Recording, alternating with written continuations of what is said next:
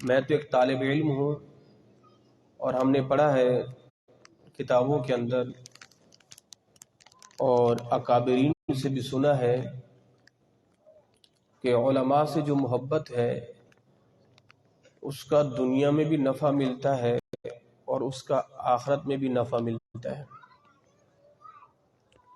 دنیا میں نفع یہ ہے کہ آپ کو دین سیکھنے کا موقع ملتا ہے، فتنوں سے بچے رہتے ہیں اور اچھوں کی صحبت میں رہتے ہیں، اور آخرت میں نفع یہ ہے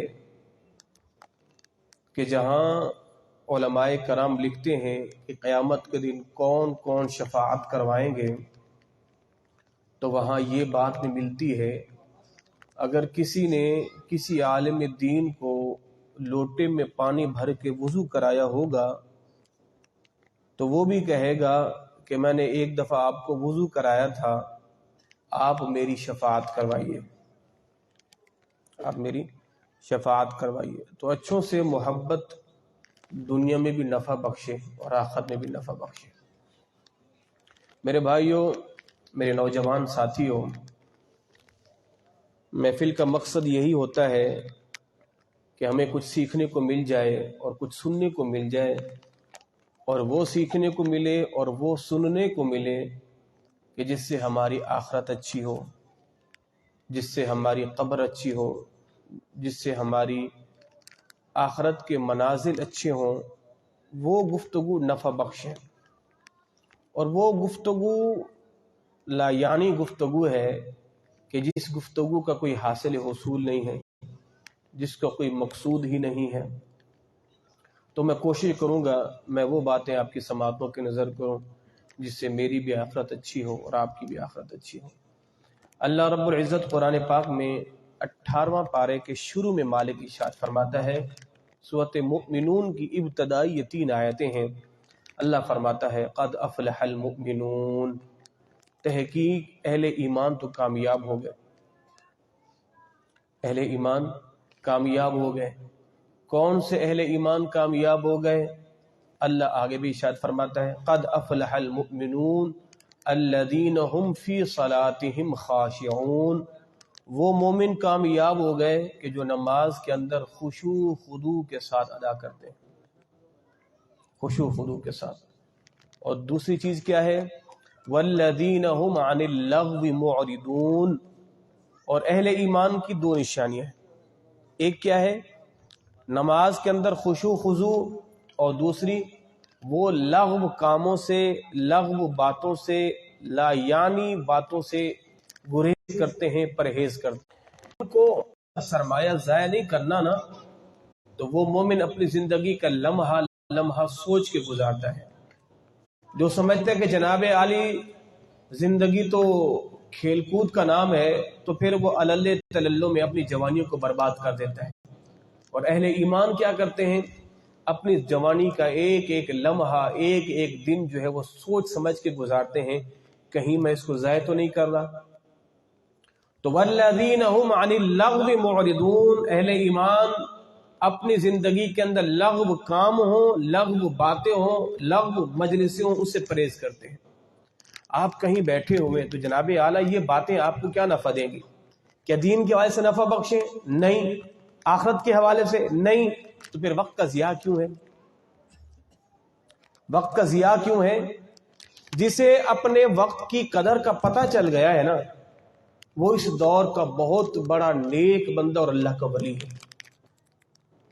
جس کو اپنے وقت کی قدر کا پتہ چل گیا اور جس نے اپنا وقت ضائع کر دیا ہے، تو اس سے بڑا کوئی نادان نہیں ہے، اس سے بڑا کوئی احمق نہیں ہے۔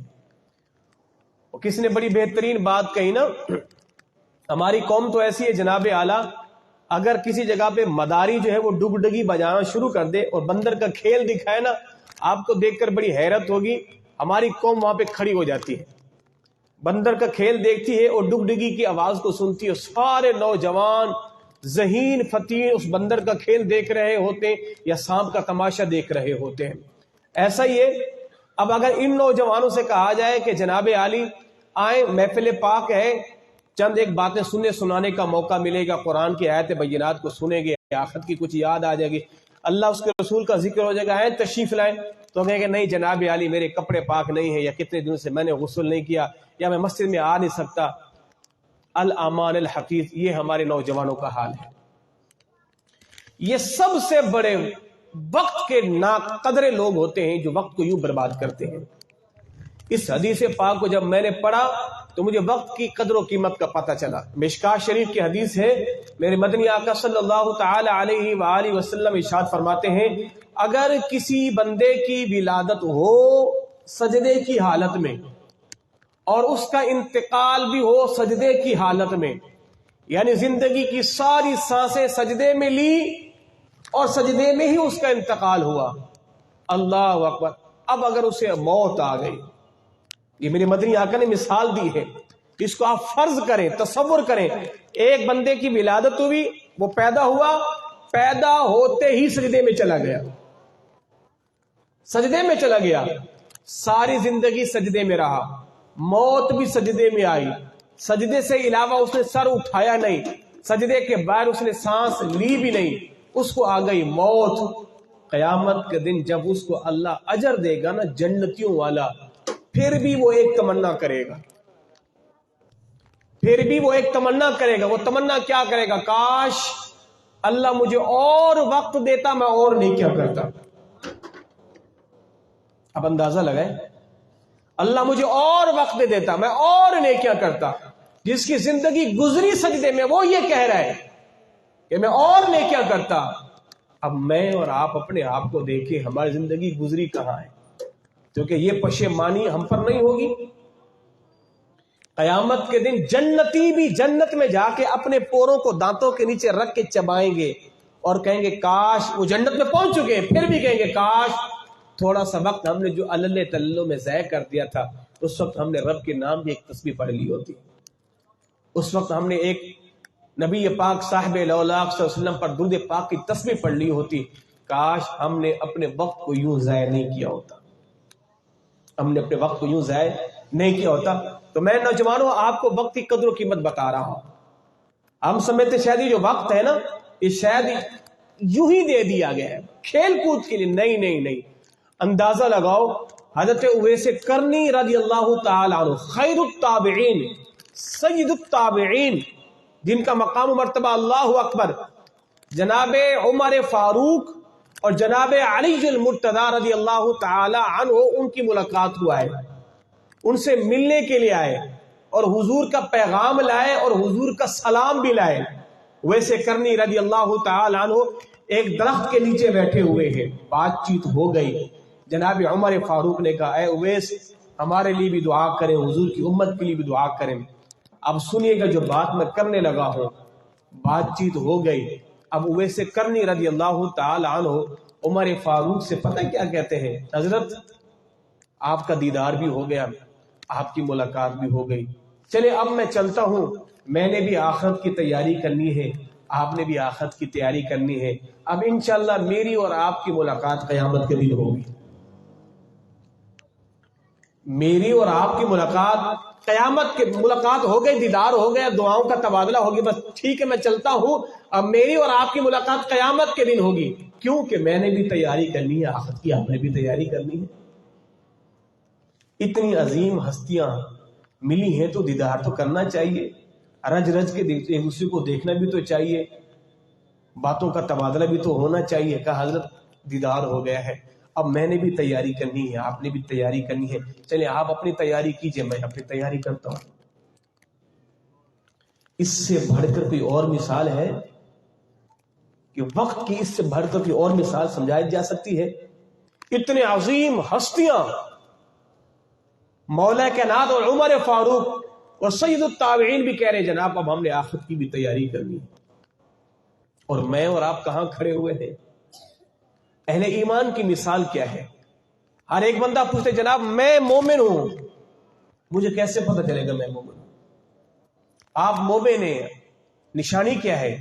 اہل ایمان ہے، قرآن خود کہتا ہے۔ اہل ایمان کی علامت کیا ہے؟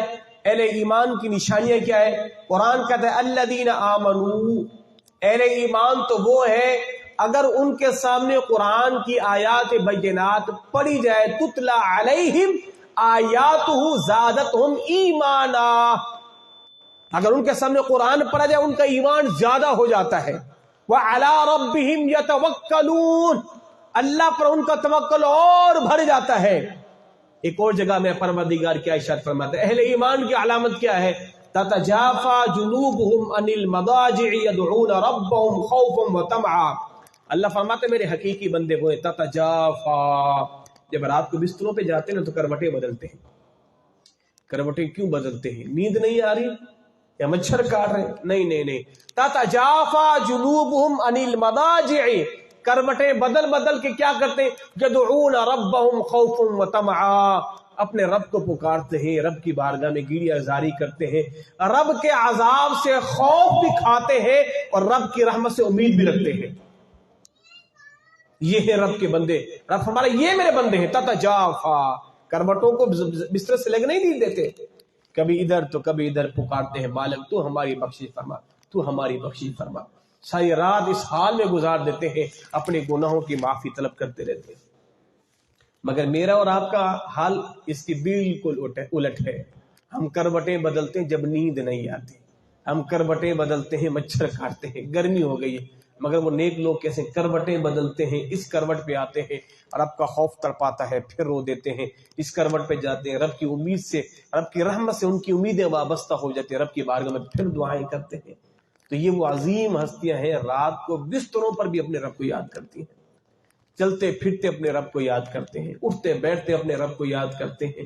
اور پھر مالک انہی اہل ایمان کے بارے میں فرماتا ہے الذین آمنوا وکانوا یتقون الا ان اولیاء اللہ.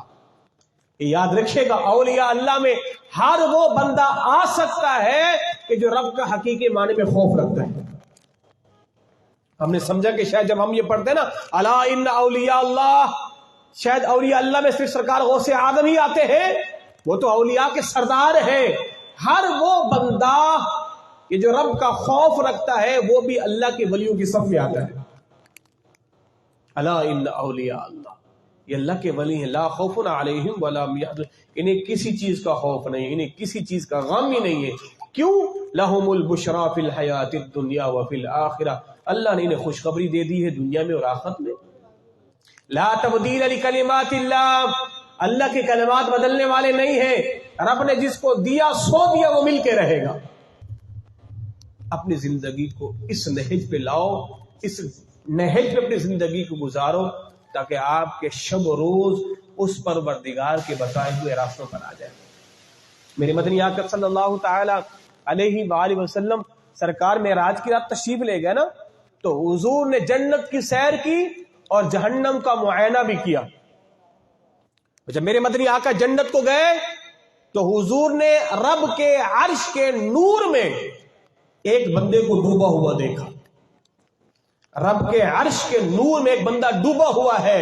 میرے مدنی آقا نے فرمایا جبرائیل یہ کون ہے؟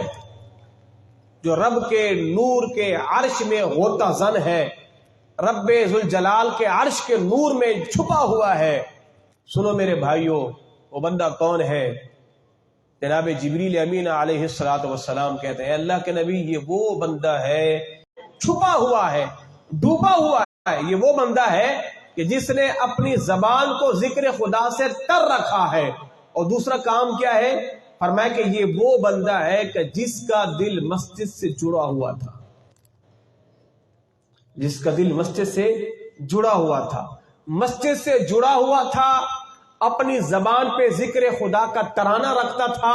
رب نے انعام کیا دیا ہے؟ رب کے نور میں ڈوبا ہوا ہے. رب کے نور میں ڈوبا ہوا ہے کہ ذکر خدا سے اپنی زبانوں کو تر رکھنے والا یارو، اس کا بڑا یہ انعام ہے. اب اندازہ تو لگائیں، کیا ہماری زبانوں میں ذکر خدا کی قصیدے ہیں؟ کیا ہماری زبانوں پہ رب کے نام کی تسبیح ہے؟ کیا ہماری زبانوں پہ مدنی آقا پہ درود السلام کے گجرے ہیں؟ ہماری زبان میں تو صبح شام دنیا دنیا دنیا دنیا دنیا. کبھی ہماری زبان پہ ذکر خدا ہی نہیں آیا.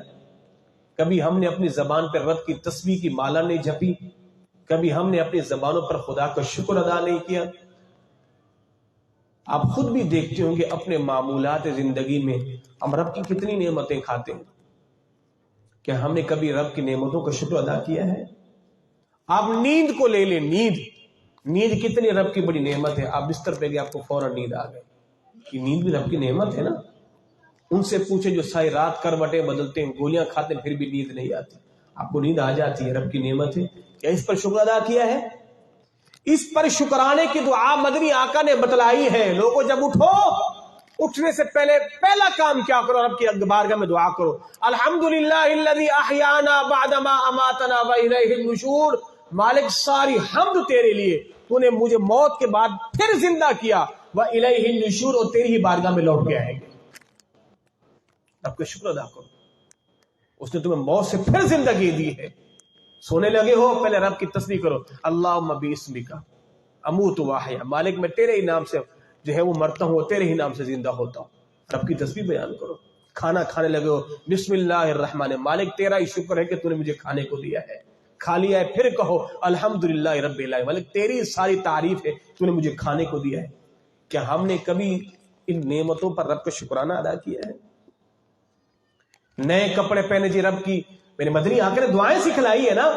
اب امتی یہ نہ کہے میں نے اب کہنا کیا ہے، یہ کہو جو مدنی آقا نے کہا ہے. پڑھو ان دعاؤں کا، رب کا شکر ادا کرو.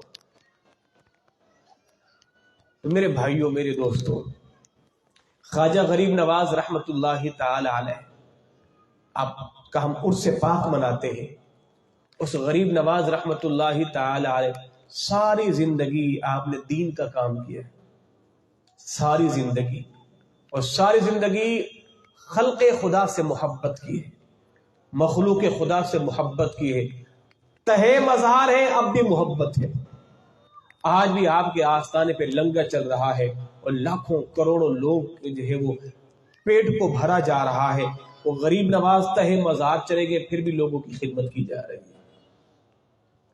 تو میرے دوستوں، میرے نوجوانوں، اللہ رب العزت قرآن پاک میں ایک اور جگہ ارشاد فرماتا ہے، اے میرے بندو، کیا تم رب کے علاوہ کس کی عبادت کرتے ہو؟ کسی کی نہیں، ایک رب کی عبادت کرتے ہو. تو پھر اس سے ڈرو، اس کی پرستش کرو، اسی سے مانگو، وہی تمہیں دے گا. اس کے علاوہ تمہیں کوئی دینے والا نہیں ہے. میرے مدنی آقا صلی اللہ تعالی علیہ وآلہ وسلم جب سرکار معراج کی رات تشریف لے گئے تو حضور نے اہل جہنم کو دیکھا، اور اہل جہنم میں کئی ایسے مردوں کو دیکھا اور کئی ایسی عورتوں کو دیکھا کہ جو اپنی چھاتیوں کے بل لٹکے ہوئے ہیں اور عورتیں لٹکی ہوئی ہیں. میرے مدنی آقا نے فرمایا، جبرائیل یہ کون ہے؟ جناب جبریل کیا کہتے ہیں؟ یا رسول اللہ صلی اللہ علیہ وسلم، حضور یہ آپ کی امت کی وہ عورتیں ہیں جو غیر مردوں کے لیے، غیر محرم مردوں کے لیے بن سور کے جایا کرتی تھی، اور غیر محرم مردوں کے لیے خوشبو کا استعمال کیا کرتی تھی.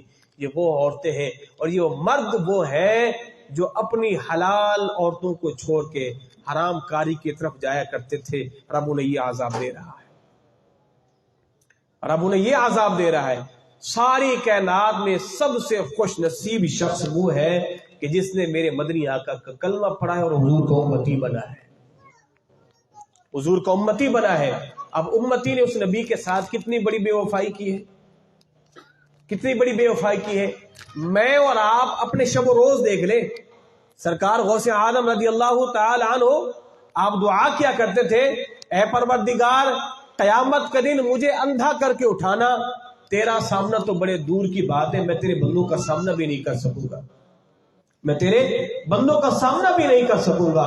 اللہ اکبر، اللہ اکبر. یہ وہ عظیم ہستیاں ہیں کہ جن کی زندگی کا لمحہ لمحہ جو ہے وہ رب کے خوف میں گزرا ہے اور رب کی خشیت میں گزرا ہے، مگر کبھی بھی یہ رب کے خوف سے بے باک نہیں ہوئے. آج ہمارا عالم کیا ہے؟ اشد علی الرحمن عتیا. ہم میں سے ہر ایک بندہ بے باک بنا گھومتا ہے، بے خوف ہے، نڈر ہے، کس چیز کا خوف ہی نہیں ہے. اور قرآن کیا کہتا ہے؟ الم یأن للذین آمنوا ان تخشع قلوبهم لذکر اللہ. اے اہل ایمان، کہ اب تک وہ دن نہیں آئے کہ تمہارے دل خوف خدا میں دہل جائیں، تمہاری آنکھیں خوف خدا میں اشکبار ہو جائیں، تمہارے جسم خوف خدا میں کپ کپا جائیں. اب نہیں رو گے، اب نہیں اپنے آپ کو بیدار کرو گے تو میرے بھائیوں پھر کب بیدار کرو گے؟ بڑی حیرت کی بات ہے کہ آج تو صاحبو میت کو غسل دینے والے کا بھی دل نہیں دہلتا. اس کا ضمیر زندہ نہیں ہوتا. قبر میں اتارنے والا غور کر بھی نماز نہیں پڑھتا, وہ اتنا پتھر ہو چکا ہے اسے قبر کی یاد ہی نہیں آتی. میتوں کو کفن پہنانے والے اتنے جو ہے وہ مردہ ضمیر ہو چکے ہیں, کبھی رب کی بارگاہ میں انہوں نے سجدے ہی نہیں کیے. تو اس سے بڑھ کر آپ کیا سمجھیں گے؟ اس سے بڑھ کر کوئی ایسی کوئی چیز ہے جو آپ کو بیدار کی جائے؟ سامنے مردہ پڑا ہے, آپ کو زندہ کرنے کا ایک حل ہے. قبر میں اتار رہے ہیں, آپ کے ضمیر کو جھنجھوڑنے کے لیے یہ کافی ہے. آپ قبرستان میں جا رہے ہیں مٹی دینے, آپ کے ضمیر کو جھنجھوڑنے کے لیے یہ کافی ہے. یہ سب چیزیں بھی آپ کے ضمیر کو نہیں جھنجھوڑ سکی تو بھلا بتاؤ کون سی ایسی چیز ہے جو آپ کو بیدار کرے؟ امام غزالی علیہ رحمہ فرماتے ہیں, صاحبو جب تمہارے ضمیر مردہ ہو جائے نا, جب خوف خدا قبر دل سے جاتا رہے تو پھر قبرستان جایا کرو, قبروں کی مٹی کو اٹھایا کرو اور ہاتھوں میں لے کر اور پھر اس مٹی کو چھوڑا کرو کہ صاحبو یہ مٹی ان کی قبروں کی ہے کہ جو زندگی کے اندر جو بڑے شاہانہ زندگی گزارا کرتے تھے اور بڑے جو ہے وہ ہٹو بچوں کے ساتھ ان کا جو استقبال کیا جاتا تھا. آج تہے قبر گئے ہوئے ان کو کوئی پوچھنے والا ہی نہیں ہے, ان کی قبر پہ کوئی فاتح کرنے والا ہی نہیں ہے, اور ساری زندگی جن سے آپ نے وفا کی وہی آپ کی قبر پہ 2 مٹھی مٹی پھینک کے آ جاتے ہیں. علامہ اقبال نے کہا نا بڑی کمال کے بات کی, جن سے تم وفا کرتے رہے, جن سے تم دوستیاں نبھاتے رہے, مرنے کے بعد صلہ کیا دیا؟ 2 مٹھیاں جو ہے مٹی کے لیے اور آپ کی قبر پہ یوں پھینک کر آ گئے. ساری زندگی کی دوستی کا صلہ یہ دیا ہے. بھلا یہ بھی کوئی دوستی ہے؟ جن سے دوستی کی تھی وہ تو آپ کی قبر میں اترتے نا, مگر انہوں نے دوستی کا صلہ کیا دیا, 2 مٹھی جو ہے مٹی اٹھائی اور آپ کے اوپر یوں دے مار کے آ گئے. یہ ساری زندگی کی دوستی کا صلہ ہے. ان سے دوستی کی ہے آپ نے کاش رب الرحمن سے دوستی کی ہوتی, اس کے حبیب سے دوستی کی ہوتی, نماز پنجگانہ سے دوستی کی ہوتی, قرآن پاک کی تلاوت سے آپ نے دوستی کی ہوتی. رب کعبہ کی قسم, قبر میں بھی یہ کام آتے, حشر میں بھی کام آتے اور پل صراط میں بھی کام آتے, پل صراط میں بھی کام آتے. اور خواجہ غریب نواز رحمت اللہ تعالی علیہ کا یوم تو ہم مناتے ہیں, غریب نواز کی چھٹی شریف بھی کرتے ہیں, غریب نواز کا عرس بھی مناتے ہیں, اور بڑے افسوس کے ساتھ یہ بھی کہنا پڑتا ہے سارا سال وہ لوگ غریب نواز کی محبت کی مالا جھپنے والے غریب نواز کی تعلیمات پر عمل نہیں کرتے, غریب نواز کی تعلیمات پر عمل نہیں کرتے. میرے بھائیوں, غریب نواز کی ذات تو وہ ہے کہ جو سفر و حضر میں غریب نواز نے کبھی قرآن کی تلاوت کو نہیں چھوڑا تھا. آپ کے حوالے سے مل کر روزانہ ہر رات ایک قرآن ختم کیا کرتے تھے غریب نواز رحمت اللہ تعالی علیہ. آپ ایمان سے بتائیں, اپنے آپ کو جھنجھوڑ کے دیکھیں اور پلٹ کے جائیں اپنی بقیہ زندگی میں, کبھی آپ نے قرآن کی تلاوت کو بھی معمول بنایا ہے؟ ہم تو اس دن قرآن کی تلاوت کریں گے جس دن ابا کا انتقال ہوگا, جس دن اماں کا انتقال ہوگا, یا کسی کی 40 برسی میں گئے تو رسمی طور پر 2 لمحوں کے لیے پارا لے کے بیٹھ جائیں گے اور پھر رکھ دیں گے, جناب مجھے آتا نہیں ہے. یہ آپ کو محبت ہے قرآن سے؟ یہ محبت ہے؟ اس امت پر اللہ کا عذاب نہ آئے تو پھر کیا آئے کہ جس نے کبھی اس قرآن کو اٹھایا ہی نہیں ہے, کبھی اس قرآن کو پڑھا ہی نہیں ہے. جناب عمر فاروق رضی اللہ تعالی عنہ, آپ کے پاس ایک شخص آ جاتا تھا آئے دن کہ جناب میرے گھر میں آٹا نہیں ہے, میرے گھر میں گھی نہیں ہے, میرے گھر میں جو ہے وہ شکر نہیں ہے, آپ شفقت فرمائیں کچھ دیجئے. اور جناب عمر فاروق رضی اللہ تعالی عنہ نے ایک دن اس نوجوان سے کہا, خدا کے بندے ہر روز عمر کے دروازے پہ آ جاتا ہے, جا تو قرآن کیوں نہیں پڑھتا, جا تو قرآن کیوں نہیں پڑھتا, جا قرآن پر قرآن کی برکتیں ملیں گی. اب وہ نوجوان گیا, اس نے جا کے قرآن پاک کی تلاوت شروع کر دی. ایک عرصہ ہو گیا وہ جناب عمر کے دروازے پہ نہیں آیا. آپ نے فرمایا میاں کیا ہو گیا, ناراض ہو گئے ہو, آتے نہیں ہو؟ کہا جناب بات پوچھتے کیا ہو, جب سے آپ نے قرآن کی تلاوت کا پتہ دیا میں نے قرآن پڑھنا شروع کیا ہے, رب نے مجھے عمر کے دروازے سے غنی کر دیا ہے, رب نے مجھے عمر کے دروازے سے غنی کر دیا ہے. تو صاحبوں, میرے بھائیوں, میرے دوستوں, میں گفتگو اپنی سمیٹنے لگا ہوں. اپنی زندگی کے اندر ان چیزوں کو شامل کر لو. نماز پنجگانہ آپ کی نہیں چھوٹنی چاہیے, نماز پنجگانہ آپ کی نہیں چھوٹنی چاہیے. ایک نوجوان میرے پاس آ گیا, جی علامہ صاحب آپ سے بیان کروانا ہے. تو میں نے کہا بھائی کب تک بیان ہوگا؟ کہ جناب علی 12:30 بجے آپ کا بیان ہوگا. اس وقت راتیں بڑی چھوٹی ہوا کرتی تھی. تو میں نے کہا پیارے, اگر میں 12:30 بجے بیان کرنے آیا اور 1:30 بجے میں گھر کو لوٹا اور میری آنکھ لگ گئی, صبح نماز میں نہ اٹھا, تو نمازی کیا کہیں گے, مولوی صاحب سو رہے ہیں. جی مولوی صاحب سو رہے ہیں تو سارا دن میں لوگوں کو کہوں جی نماز پڑھو، جب نماز فجر کا وقت ہے تو مولوی صاحب سو گئے ہیں، تو میں نے کہا نہیں میرے بھائی، میں نے ایسی محفل نہیں کرنی، میں نمازوں کے سامنے کون سا منہ لے کے جاؤں گا؟ صاحب رات میں سو گیا تھا، میں سرکار کا میلاد پڑھنے کے لیے گیا تھا، اور میرے بھائی سرکار کا میلاد پڑھنا تو مستحب ہے یا صحابہ کی سنت ہے، ٹھیک ہے جی، تو میں اس سنت اور مستحب کے لیے میں فرض کو چھوڑ کے بیٹھا ہوا ہوں۔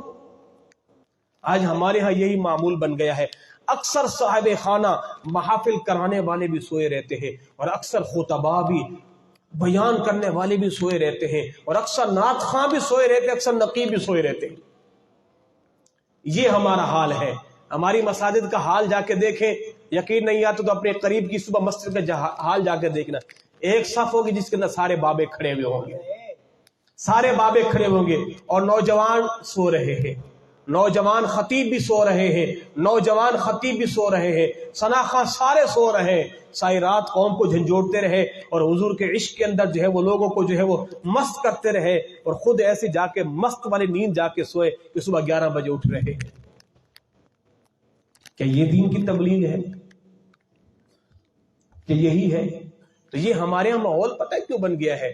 ہم کہتے ہیں جناب عالی اپنے میلاد کر لیا، اب تو پکے ٹھکے جنتی ہیں، 11ویں 12ویں کر لی تو جنت کی ٹکٹ لیجیے ہم سے مولوی صاحب، بس جنتی ہیں۔ یہ حال ہو گیا ہے، جنت اتنی سستی ہو گئی ہے جنت۔ میلاد کی برکتیں اپنی جگہ ہیں، 11ویں کی برکتیں اپنی جگہ ہیں، 12ویں کی برکتیں اپنی جگہ ہیں۔ پروردگار نے اس نبی کو خوشخبری دینے والا بھی بنا کر بھیجا ہے، ڈر سنانے والا بھی بنا کر بھیجا ہے۔ اور جس دن میرے مدنی آقا قیامت کا ذکر کرتے، صحابہ کرام کے جسم پر کب کبھی طاری ہو جاتی، اللہ اکبر اللہ اکبر۔ یہ صحابہ جب حضور کی بارگاہ میں حاضر ہوتے تو قیامت کا ذکر سنتے، ان کے دل دہل جاتے۔ ایک شخص حضور کی بارگاہ میں حاضر نہیں ہوا، صحابہ رسول نے فرمایا وہ کہاں ہے؟ جی حضور میں تو منافق ہو گیا ہوں۔ کہا کیا ہو گیا ہے؟ حضور آپ کی بارگاہ میں بیٹھتے ہیں، قیامت والی باتیں سنتے، دل دہل جاتے، پھر اٹھ کے جاتے دنیاوی معاملات میں مشغول ہو جاتے ہیں۔ تو حضور نے فرمایا ہاں، ہمیشہ کسی بھی بندے مومن پر ایک کیفیت طاری نہیں رہتی۔ تو میرے بھائیوں، جو باتیں یہاں کہی جائیں ان پر عمل کرو، اور اپنی زندگی کے اندر نماز پنجگانہ کو لازم کرو۔ کئی ایسے حاجی صاحب ہیں خود تو نماز پڑھتے ہیں مگر اپنی اولاد کو نماز فجر کے لیے اٹھا کے نہیں آتے، اپنی بیوی کو نماز کے لیے نہیں اٹھاتے، اپنی بیٹیوں کو نماز کے لیے نہیں اٹھاتے۔ یا ایھا الذین آمنوا قوا انفسکم واہلیکم نارا، اے ایمان والو خود بھی جہنم کی آگ سے بچو اور اپنے گھر والوں کو بھی جہنم کی آگ سے بچاؤ۔ جب قرآن پاک میں اللہ نے فرمایا وَأَنذِرْ عَشِيرَتَكَ الْأَقْرَبِينَ، اے نبی اپنے قریبی رشتہ داروں کو ڈراؤ۔ میرے مدنی آقا نے سارے اہل قریش کو جمع کیا اور حضور نے ہر ایک شخص کا نام لیا، اے عبد الشمس، اے اولاد عبد المطلب، سرکار نے سب کا نام لیا اور فرمایا اے میری بیٹی فاطمہ تو بھی اپنے آپ کو جہنم کی آگ سے بچا، تو میرے بھائیوں باپ تو وہ ہے، اس باپ کی آنکھوں میں غیرت ہے جو گھر کے اندر مجلس لگائے، ساری اولاد کو جمع کر کے کہے بتاؤ آج کس نے نماز فجر نہیں پڑھی۔ بیوی سے کہے تو نے نماز فجر کیوں نہیں پڑھی؟ تیرے ہاتھ کا پکا کھانا نہیں کھاؤں گا۔ اولاد سے کہے تو نے نماز فجر کیوں نہیں پڑھی؟ آج کے بعد میں تم سے بات نہیں کروں گا۔ کسی باپ میں اتنی ہمت ہے، کسی بھائی میں اتنی ہمت ہے، کسی باپ میں کی آنکھوں میں اتنی غیرت ہے کہ یوں سب کو جھنجھوڑ سکے، نماز کے لیے اٹھا سکے؟ ہمارے گھر کا حال دیکھیے جناب عالی، پورا کا پورا علاقہ سو رہا ہے، نماز فجر میں ایک نہیں ہے۔ میں صبح اٹھتا ہوں، جب مسجد سے مدرسے کو جانا ہوتا ہے تو میں سڑک کے اوپر دیکھتا ہوں ایک کثیر تعداد میں نوجوان کھڑے ہوئے ہیں اور بالکل اٹن شٹن ہو کے کھڑے ہوئے ہیں، اور جب مجھے اندازہ ہوتا ہے یہ تو نماز فجر سے پہلے کے اٹھے ہوئے ہیں، مگر اٹھ کے تیاری کر کے روڈ پہ کھڑے ہو گئے ہیں، 2 رکعت نماز فجر پڑھنے کے لیے مسجد میں نہیں ہے۔ اور پھر کہتے ہیں مولوی صاحب ذرا دیکھیں کس نے کالا کر دیا ہے، کس نے پیلا کر دیا ہے، حالات بڑے ٹف ہو چکے ہیں، دیکھیے تو صحیح کس نے تعویذ کر دیا ہے تو کس نے کیا کر دیا ہے۔ اور میرے بھائی رب کو ناراض کر بیٹھے ہو، رحمان کو تم نے ناراض کیا ہوا ہے، رزاق کو تم نے ناراض کیا ہوا ہے، بے نمازی تمہارے گھر میں رہتے ہیں، قرآن کی تلاوت تمہارے گھر پہ نہیں ہوتی، اور پھر کہتے ہو کس نے کالا پیلا کر دیا ہے۔ یہ تو ہماری قوم کا حال ہے۔ اور پھر دنیا کے بے تک کے اور ان بد نصیب اور ان بد کردار نامراد بابوں کے پاس جا کے اپنی عزت نفس کو بھی داؤ پہ لگاتے ہیں اور پیسہ بھی ان کی جھولیوں میں ڈالتے ہیں اور کہتے ہیں بابا تو ہمارے رزق کا دروازہ کھول. اس بابا کی عقل ماری گئی ہے, اس بابا کی مت ماری ہوئی ہے, جس بابا کو نماز پڑھنے کا طریقہ نہیں آتا, جس بابا کو صفائی کے طریقے نہیں آتے, قوم جا کے اس کے سامنے جو ہے وہ ہاتھ جوڑ کے بیٹھی ہوئی. یہ تو ہماری قوم کا حال ہو چکا ہے. تو خدا را نوجوانوں اٹھو, بیدار ہو جاؤ. نوجوان اٹھے اپنے گھر سے آستینیں چڑھاتے ہوئے سارے گلی کے نوجوانوں کو نماز کے لیے اٹھاتے ہوئے جائیں اور مولوی صاحب سے کہیں مولوی صاحب چلو فلاں گلی میں چند نوجوانوں کو نماز کی دعوت دینی ہے. مولوی صاحب بھی پریشان ہو جائیں, نوجوان کیسے بیدار ہو چکے ہیں. یہ تو نوجوانوں کا حق بنتا ہے نا. مسجد کے امام کو جا کے گئے مولوی صاحب ہمارے گھر تشریف لائیں, سارے بے نمازی آئیں ذرا نماز کی تبلیغ کریں. مولوی صاحب ہم نے درس قرآن کا اہتمام کیا ہے, آئے ذرا درس قرآن کی محفل کے اندر ہمیں نماز کا درس دیں, نماز کا شوق دلائیں, نماز کا ذوق دلوائیں, خوف خدا پیدا کریں. آئیں امام صاحب ذرا ہم پر جو ہے وہ شفقت فرمائیں, ذرا رحم فرمائیں. نوجوانوں آپ بیدار ہوگے تو ماحول بنے گا نا. بدلو اپنی محافل کے عنوانات, بدلو اپنی محافل کا رنگ, بدلو اپنی محافل کا جو ہے وہ سارے طور و طریقے بدلو. اپنی محافل کے اندر خدا کا ذکر ہو, اس کے حبیب کا ذکر ہو, اور آخر میں نماز پنجگانہ کی جو ہے وہ ضرور ترغیب دلائی جائے اور قوم کو نماز پنجگانہ کی طرف راغب کیا جائے, اور کبھی نکل کے لوگوں کے دروازوں پہ دستک دے کر انہیں نماز پنجگانہ کے لیے بلایا جائے. یہ ہمیں ماحول بنانا پڑے گا. آج قوالی کی محفل ہے تو جناب یہاں سے لے کر وہاں تک تبلے کی تھاپ پر سارے نوجوان ناچ رہے ہوں گے. یہ قوالی میں نوجوانوں کو حال آ گیا ہے. جی کیا ہو گیا ہے, یہ بابا سنبھلے نہیں سنبھلتا, کنٹرول میں نہیں آتا, کبھی ادھر جا کے گرتا ہے, کبھی ادھر جا کے گرتا ہے. بابا تو نے پی رکھی ہے, کہا نہیں مجھے حال آ گیا. وہ حال ہوتی کیا بلا ہے؟ کبھی تجھے امام کے پیچھے قرآن سن کے حال تو نہیں آیا؟ کبھی سورۃ فاتحہ پڑھتے پڑھتے تجھے حال تو نہیں آیا؟ قوالی کی تبلے کی دھاپ پہ تجھے حال آ گیا ہے؟ یہ تو ہماری اس قوم کا حال ہے. کبھی امام کے پیچھے آپ نماز پڑھ رہے ہو اور امام صاحب نے جو ہے جناب علی قرآن کی ان آیات بینات کو پڑھ لیا کہ جس کے اندر خوف خدا کا ذکر ہے, جس میں جہنم کا ذکر ہے, جس میں رب کے عذاب کا ذکر ہے. آپ کو پڑھ کے کبھی وہاں پر غشی آئی؟ کبھی آپ وہاں پہ روئے؟ وہاں تو کبھی نہیں روئے. ہمیں تو کبھی اتنی توفیق بھی نہیں ملی صاحبو, کبھی سورۃ فاتحہ کا ترجمہ ہی یاد کر لیں. یہ مسلمان ہے, ہمیں تو سورۃ فاتحہ کے بھی ترجمہ نہیں یاد. اور کئی ایسے لوگ ہیں کہ جنہیں سبحان ربی الاعلیٰ کا بھی ترجمہ یاد نہیں ہے. یقین کریں کئی نوجوان ابا کا جنازہ پڑھنے کے لیے آئے ہیں, منہ بند کر کر کے کھڑے ہوئے, بیٹا کیا پڑھو گے؟ مولوی صاحب مجھے تو کچھ آتا نہیں, میں کیا پڑھوں گا, میں کیا پڑھوں گا.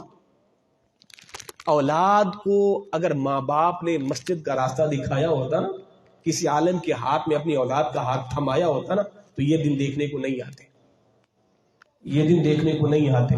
تو میرے بھائیوں, میرے نوجوانوں, دوستوں, آؤ دین کی طرف آؤ, علماء سے جڑ جاؤ, مسجد کے ائمہ سے جڑ جاؤ, اپنی نمازیں ٹھیک کرو, وضو کے طریقہ سیکھو, نماز کے فرائض, نماز کے واجبات, نماز کی سنتیں سیکھو, نماز جنازہ کا مکمل طریقہ سیکھو. نوجوانوں غسل کا طریقہ سیکھو. کئی نوجوان ایسے شادی جنہیں غسل کا طریقہ ہی نہیں آتا. خدا را ابھی بھی وقت ہے. اگر تم کو جناب ہمیں کوئی سکھانے والا نہیں ہے, کیوں نہیں سکھانے والا؟ گلی گلی کے اندر مسجدیں, گلی گلی میں ائمہ ہیں, تو ان سے سیکھو. قیامت کے دن یہ کہنا کہ ہمیں کوئی سیکھنے کا موقع نہیں ملے گا, آپ کی اس جو ہے شکایت کا کوئی مداوع نہیں ہوگا. حجتیں پوری ہو چکی ہیں, ہر طرف دین کی دین ہے. اب دین سکھانے والے بھی ہیں, دین سیکھنے کے سنہری موقع بھی ہیں. اللہ ہم سبوں کو دین متین پر چلنے کی پروردگار توفیق عطا فرمائے, اور اس محفل پاک کو اپنی بارگاہ میں اللہ رب العزت قبول اور منظور فرمائے. اب تمامی حضرات کا اس محفل پاک میں شریک ہونا پروردگار میرے لیے اور آپ کے لیے نجات کا ذریعہ بنائے. وما علیہ الا البلاغ المبین. سب سلام.